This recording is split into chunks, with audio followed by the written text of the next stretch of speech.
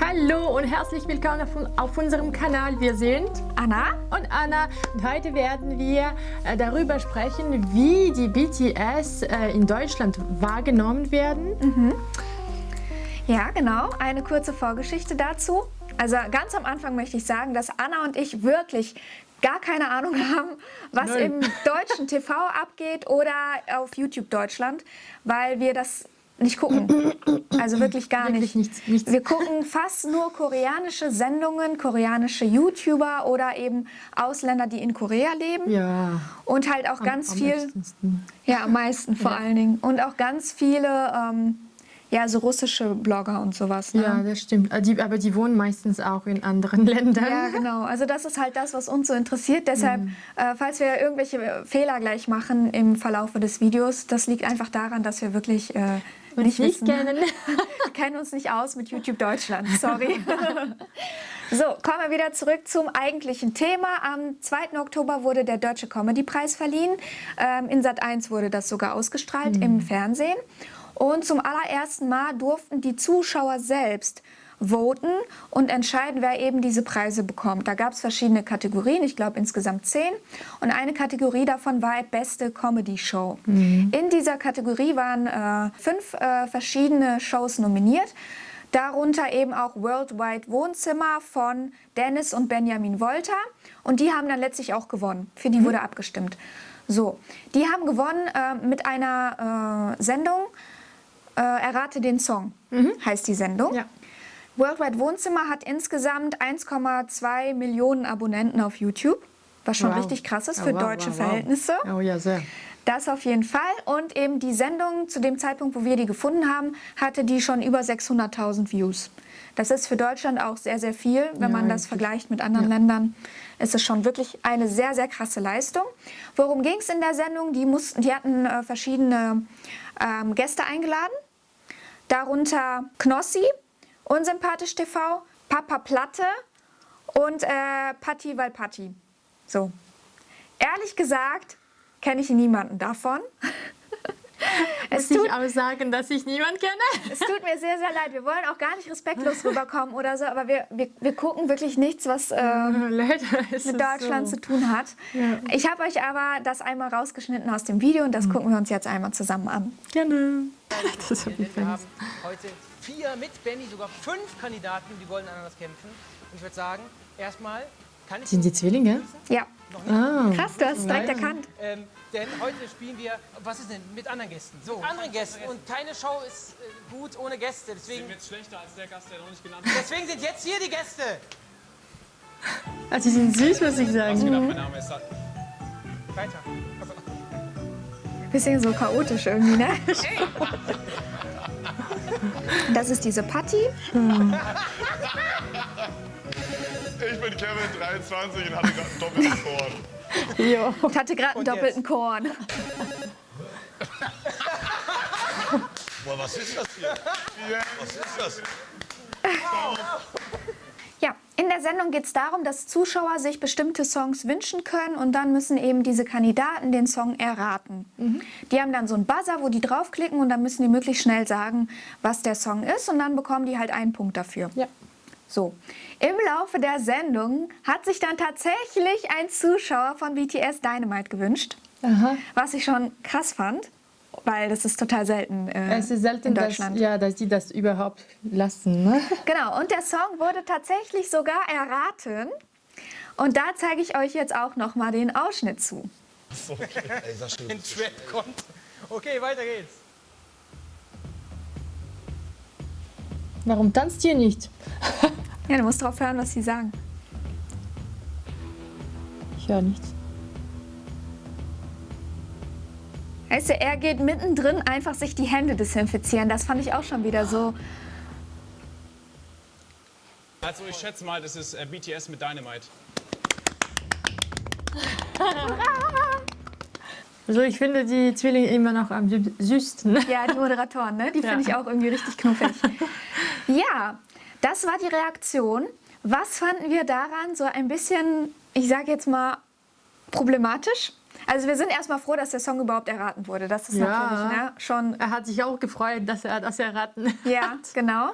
Aber dann ging der Dialog los. Ganz am Anfang, der Song wird gespielt. Jemand sagt, boah, keine Ahnung, nie gehört. Ist das Backstreet Boys oder so? Leute. Ja. Dann wurde ja der Song erraten mit den Worten von Sascha. Also ich schätze mal, das ist BTS mit Dynamite. Und er hat extra gesagt, ich schätze mal. Patty hat dann darauf gesagt, die saß im Hintergrund und hat die ganze Zeit gesagt, ja, ich schätze mal, ich schätze mal. Auch schon wieder so ein bisschen abwertend, muss ich sagen. Es hört sich so an wie, ach, ich höre kein BTS, deswegen schätze ich mal, dass das BTS Genau, sind. so kam mir das nämlich auch rüber. Und irgendjemand hat dann auch gesagt, ist das diese Boyband BTS? Ich meine, das müsste man mittlerweile einfach wissen, meiner Meinung nach. Weil ich meine, so viel, wie die in letzter Zeit an Aufmerksamkeit bekommen haben. Sind schon von allen. Ja. Ne? Und dann hat Patty darauf geantwortet, ja, das ist eine koreanische Boyband und da schätzt man auch nicht mal einfach so. So unter dem Motto, recht, ja. entweder weiß man das oder man weiß es halt nicht. Ja. So, und dann hat nämlich Kevin gesagt, ja, der hat extra so gewartet, weil der Song wurde ja relativ lange abgespielt, damit das nicht so rüberkommt, dass der so ein Fanboy ist. Wo ich mir auch so denke, selbst wenn der ein Fan wäre, wo ist das Problem? Ach, keine Ahnung, das ist diese männliche Sache, ne, in Deutschland. Ach, ich höre damals schon, diese Boysband, wie hieß das? Backstreet Boys? Die Backstreet Boys und so weiter. Nein, ich höre das nicht zu.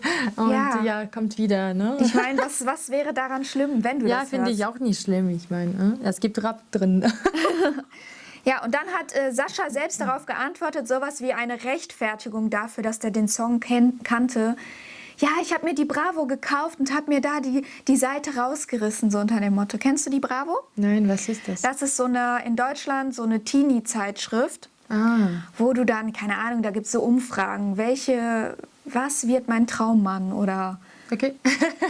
Da gibt es auch Dr. Sommer drin, das ist da kannst du so Fragen schreiben und dann antworten die darauf, diese typischen Jugendfragen. Und das spielt ja wieder darauf ab, das typische BTS ist nur für kleine Schulmädchen und nur kleine kreischende Mädchen hören diese Musik und das ist so nichts für Erwachsene unter dem Motto, ne? Das ist leider so eine ganz, ganz typische Aussage, die man halt immer wieder hört in Deutschland. Und da kommen wir auch eigentlich schon zu dem Thema des Videos. Man hat manchmal tatsächlich ein bisschen Angst sogar zu sagen, dass man BTS-Fan ist Kritisiert zu werden. oder dass man generell K-Pop hört. Oh ja. Ja, und das verstehe ich irgendwie bis heute nicht so richtig, weil das ist ja einfach nur eine Musikrichtung, ja, das ist ja... Weißt du, das letzte Mal, dass ich meine Freunde getroffen habe, ne? Eine meiner Freundinnen war so, ach ja, Anastasia, ich wollte dir sagen, wieso, warum K-Pop überhaupt? Und ich war so einfach, ich mag das. Aber Leute verstehen das irgendwie nicht, warum K-Pop? Auch immer wieder diese Frage, ja, du verstehst doch gar nicht, was die da singen. Ja, aber... Hey Leute, es gibt so viele Menschen, die können kein Englisch und die hören nur englische Songs. Das ist kein Grund dafür, das nicht zuzuhören. Es geht nicht immer nur um die Texte. Manchmal mag man die Melodie einfach, Ja. oder? Wir wollten an der Stelle auch noch mal sagen, dass wir natürlich nicht erwarten, dass jeder auf der Welt BTS kennt und dass jeder die Songs kennt und so, ne? Ich meine, es ist halt nicht jedermanns Sache, das ist halt auch eine ausländische Band und nicht jeder hat was damit am Hut, sag ich mal. Aber es kommen halt immer wieder, auch wenn der Song dann mal im deutschen Radio gespielt wird oder so, selbst von den Kommentatoren oder Moderatoren im Radio immer wieder so abwertende Kommentare. Die können sich das nicht verkneifen, so irgendwas Negatives zu sagen dazu. Dazu hat uns die Barbara auch einmal einen Kommentar geschrieben. Sie hatte geschrieben, schön zu hören, dass BTS jetzt auch oft im Radio läuft. Nachdem es aber immer einen dummen Kommentar dazu gab von den Moderatoren, wenn hier mal ein BTS-Lied gewünscht wurde, habe ich das Radio komplett aufgegeben. Ja, und das war halt wirklich, das kann ich total nachvollziehen, weil das ist wirklich so gewesen. Weil also ich höre meistens eins live, ne? Und da ist BTS sehr präsent, muss ich sagen. Und meistens sagen die einfach, und natürlich ist das BTS. Und das wär's. Also ich meine, ich bin daran nicht gestoßen, aber ich habe nie sowas gehört. Ja, das ist jetzt tatsächlich mit diesem Hype oder mit diesem Erfolg von Dynamite besser geworden, dass sie das jetzt nicht mehr machen, weil ich meine, die wissen jetzt einfach, dass die viele Preise und so auch gewonnen haben. Aber So früher, viele Millionen Aufrufe. genau, aber früher, als sie noch nicht so bekannt waren, war das so. tatsächlich oft so. Ach, ich dachte, wegen Dynamite hat sie Nee, das nee. geschrieben. Nee. Früher- aber ja, da stimme ich zu. Wenn es halt um ältere Songs ging oder so und wo auch K-Pop an sich nicht so bekannt war in Deutschland, die Leute haben das einfach nicht verstehen können, warum das so ist. Aber ja, wenn, man sollte sich nicht einfach lustig drüber machen. Ich meine, es gibt so viele Fanate von BTS. Man könnte einfach Google öffnen und einfach anschauen, wie viele Aufrufe die da haben, viele Preise die gewonnen haben und so weiter. Also sie haben zum Beispiel mehrere Preise gewonnen bei MTV Awards. Awards, ja. Für die beste Choreografie zum Beispiel, für die beste K-Pop-Musik und so weiter. Also ich meine, es ist schon super berühmt und es würde mehrmals schon, sie würden dafür ausgezeichnet? Ja. Also sie würden dafür ausgezeichnet. Ja. Und wir finden halt einfach, dass wenn so ein Radiomoderator oder irgendjemand, der diese Songs halt vorstellt, bevor die gespielt werden, sollte sich darüber informieren im Vorfeld und das vielleicht einfach mal bei Google eingeben, was diese Personen erreicht haben. Und vielleicht ändert sich dann auch so ein bisschen die Einstellung. Ne? Weil es ist nicht nur so, dass die gehypt werden, weil die so viele Teenie-Fans haben, sondern weil die ja wirklich hart dafür arbeiten und wirklich was erreicht haben damit. Ne? Es erinnert mich ein bisschen an Justin Bieber. Er wurde ja jahrelang gehasst und jetzt sagen alle, oh, da spielt Justin Bieber. Jetzt kann man an dieser Stelle natürlich sagen, hey, das ist nur eine Comedy-Show gewesen. Nimmt das mal nicht so ernst. Die machen das ja auch irgendwo, um lustig rüberzukommen. Die machen halt, sagen und machen halt das, worüber die meisten Leute lachen könnten. Und weil sich ja eben so viele in Deutschland lustig machen über BTS oder über K-Pop und so weiter, haben die das einfach aufgegriffen wahrscheinlich. Ne?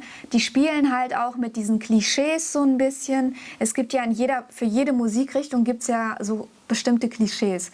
Bei Rap zum Beispiel denken alle, das sind irgendwelche Kriminellen. Bei Schlager denken alle, wenn man Schlager hört, trägt man den ganzen Tag Dirndl oder Lederhose und trinkt nur Bier den ganzen Tag. Also diese Klischees, die gibt es immer, das ist uns auch klar. Aber trotzdem finde ich, dass man so ein bisschen respektvoller sein sollte. Vor allen Dingen, Ich finde auch. wenn man weiß, was für eine riesige Fangemeinde dahinter steht. Diese Leute fühlen sich alle beleidigt durch deine Worte. Ja. Deshalb lass es doch einfach. Finde ich auch. Bin total einverstanden. Wir finden einfach, dass man in Deutschland noch viel dran arbeiten muss, so ein bisschen offener zu sein. Und dass das vielleicht so ein bisschen internationaler wird, die Musik in Deutschland an sich. Ich denke, weil die BTS sich so viele Mühe dafür gegeben haben, es wird es. Einfach deswegen, weil die Leute die nicht kannten, also war es nicht so berühmt. Ne? Und jetzt, dass BTS überall im Radio läuft, mit der Hoffnung, dass es auch weiter so wird mit den nächsten Clips und nächster Musik. Also ich denke, wir werden viel mehr Fanate hier auch haben. Ja, hoffentlich. Also wir hoffen das wirklich sehr. Und wir würden uns einfach wünschen, dass man in Zukunft auch, wenn man so eine Musik hört, das offen sagen kann, ohne Angst haben zu müssen, dass da irgendein unangebrachtes Kommentar kommt oder so. Und wollen auch so ein bisschen auf diese Problematik mit diesem Video hinweisen, weil vielleicht die Leute, die sowas sagen, das gar nicht böse meinen. Die wissen nicht, dass die jemanden mit ihren Worten irgendwie beleidigen können oder so. Also Leute, die BTS oder die K-Pop allgemein nicht kennen, informiert euch und hört ein paar Clips zu. Genau, hört euch das einfach an und vielleicht gefällt euch das ja auch. Genau. Deshalb ja, einfach nicht vorschnell urteilen. Das war es eigentlich auch schon mit unserem Video. Falls euch dieses Video gefallen hat, gebt uns ein Like dafür. Abonniert auch bitte unseren Kanal. Dafür müsst ihr nur einen Knopf drücken. Danke an dieser Stelle auch an alle, die uns schon abonniert haben. Danke Leute.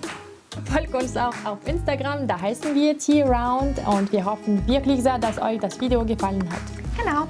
Bis zum nächsten Mal. Bis zum nächsten Mal. Bye. Tschüss.